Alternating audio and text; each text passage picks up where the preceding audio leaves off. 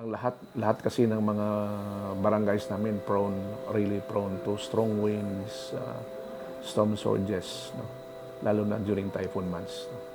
Yung effect ng mangrove sa amin dito sa Barangay Loong to prevent during especially kung may mga typhoons kay hindi siya yung waves hindi masyado akwan sa amin sa dito sa pahinga sa higad sang baybay bala hindi siya maka-apekto ang mataas na alon sa amin dito.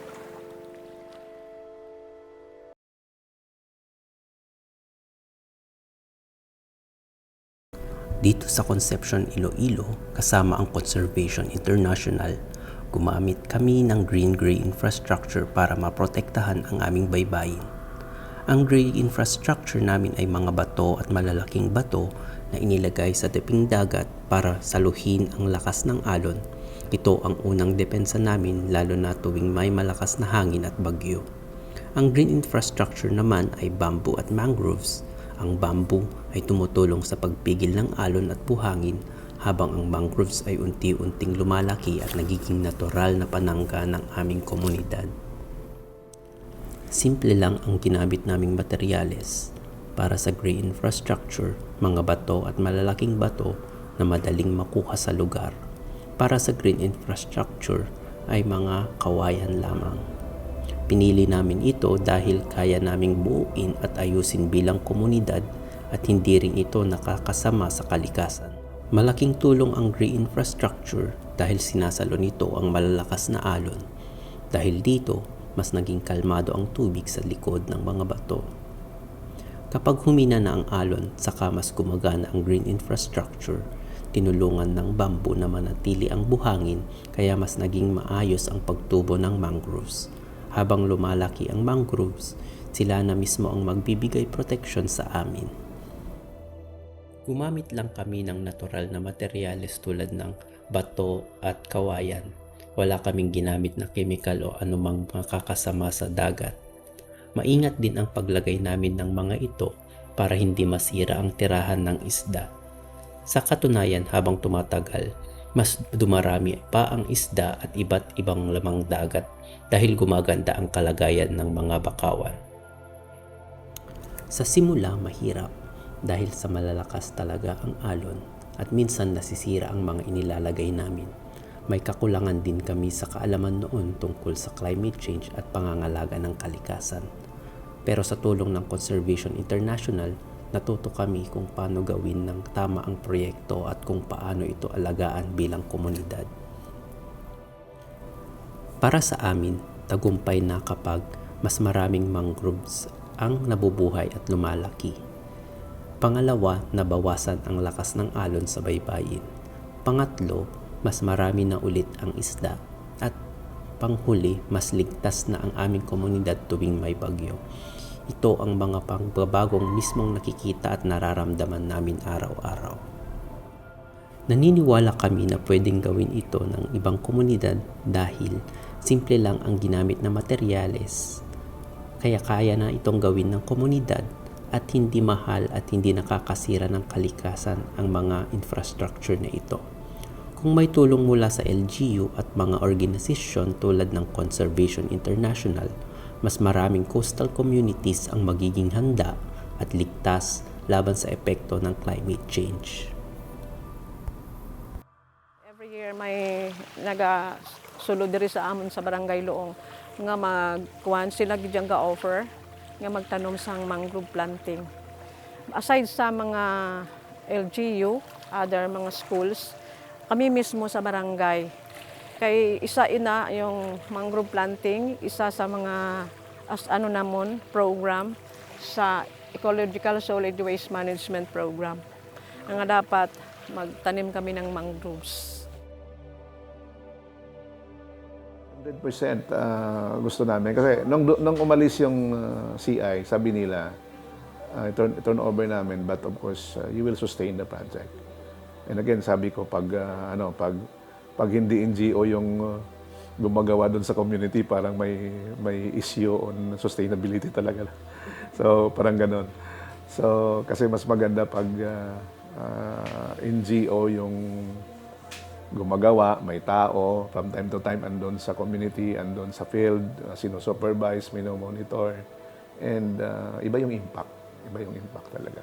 And sabi na ni Mayor, mas maganda na palagi tayong may mga partners dito, no? Para effective.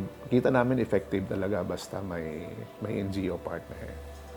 Nandito pa rin yung yung Conservation International, CSL. May mga local NGO pa rin kami like Iloilo Code, iCode, nandito pa rin sila. No? Parang ito na lang sila dalawa ngayon for coastal resource management.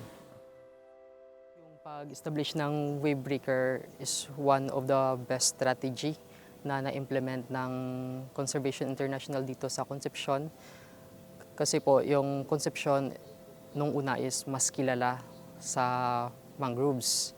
Kasi a short trivia lang po, yung Concepcion po na name is from the original name Bakawan. So, bali po, yung tawag sa whole municipality po is Bakawan, hindi po Concepcion. So, siguro doon na rin nagkaroon ng inspiration to put up ng wave breaker dito para maprotektahan yung mga mangrove areas dito within the coastal municipality, within the coastal areas po here in our municipality. So, yung T-fence is nagtatrap ng sediments which makes the area plantable doon sa seaward. Through time din, nag-accumulate yung sediments, nag-harden na din yung so naging suitable na siya for planting. Made of saan yung Yung T-fence is made of bamboo. Then nilagyan namin ng mga recyclable materials in between para maging sturdy siya. Yung materials from our MRF, yung mga bottles na pinang dikit-dikit, yung mga made of, yung mga hollow blocks na plastics. So ginawa niyo hollow blocks muna. Tapos Yung iba, then yung iba, lang, yung plastic lang na kumpul-kumpul. Pero once na naman, parang na-stabilize na yung fence, na rin, kinuha na rin. Kasi baka at least naman, baka biglang bumagyo, at least masira yung bamboo fence, yung plastic. lutangan sa dagat. Yes, babalik din. Or Barangay Pidada Fisher Folks Association.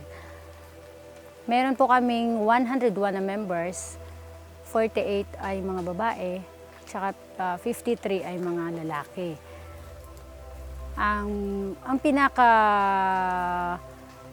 objectives ang amon nga asang BPFA is sa pagpadami or lago ng mangroves, especially yung pagatpat or the Soneratia alba, na naging isa rin sa mga naging livelihood ng mga members namin. Kasi yung Zoological Society of London or the CSL, isa po siyang NGO na tumulong sa BPFA para magkaroon ng malaking proyekto, yung DP World, na naging pinagkukunan ng kabuhayan ng mga membro namin. Nagkaroon po sila ng kontrata na 150,000 seedlings, 15 pesos each. Tsaka naging malaking tulong sa kanila na naging pinagkukunan ng pangangailangan sa araw-araw. At nag-i-enjoy din po yung mga member namin sa pagtatanim. Marami rin pong mga private sectors na pumupunta dito, bumibili ng mga seedlings para itanim dito or dadalhin sa ibang mga munisipyo na kanilang pagtataniman ng mga mangrove, kagaya po ng Leganes, Municipality of Leganes, Municipality of Dumangas, and Municipality of Concepcion. Yung meron kasi kami doon breakwater, hindi kasi siya masyadong makikita sa likod ng mangroves. Meron kami doon seawall, breakwater na grain gray project ng DNR. Nag-start ti ating nursery idi 2019 Tapos, nag-umpisa timulak, datoy, 200 pieces lang po. Tapos, hindi gumatong ay adumot ti gumatangan, nag-provide ako po ti mga 50,000 to 100,000 po nga seed nga harvest bag. Tapos datoy gamin dati pinagkuha nga 220 square meters din nag-umpisan na mo siyak tinang providen po. Nga adamat lang ti inted ti LGU nga upat nga lod nga daga para iti nag-umpisa ma'am. Ti nagkuha ti mangrove. Ang umaton. Tapos dagajay matulungak mo't ma'am, dagajay member ko siyak amin ti mang provide po. Tapos agsahod da po ti inal daw po nga adati kuada mo libre amin siya lang ti kwak. Tapos di adamat dagajay mo nating partnership with Oceanus Conservation isuda ti muna nga kwati foundation ko po nga timulong po kanyak. Di nagpamula da adamot ti maited da po dagajay member ko lalong na po dagajay monitor adamot incentive da po nga 3,000 each every month po. Ang message po sa community, of course, hindi siya one-time success po, no? Kailangan talaga siya ng years to establish. Kasi si Ma'am Delilah po, parang took at least 3 years para maging successful. So, we'll take one step at a time po. And through the support of LGU naman po and other agencies, magiging successful din yung ating masisimulan kasi it will really a big help, especially ngayon na very evident naman na po yung effect ng climate change. So the government is still looking more on the greener solution than on the gray solution kasi ayun po, sa mga nagsisimula, let this successful mangrove nursery that has been established po your inspiration para i-continue lang po.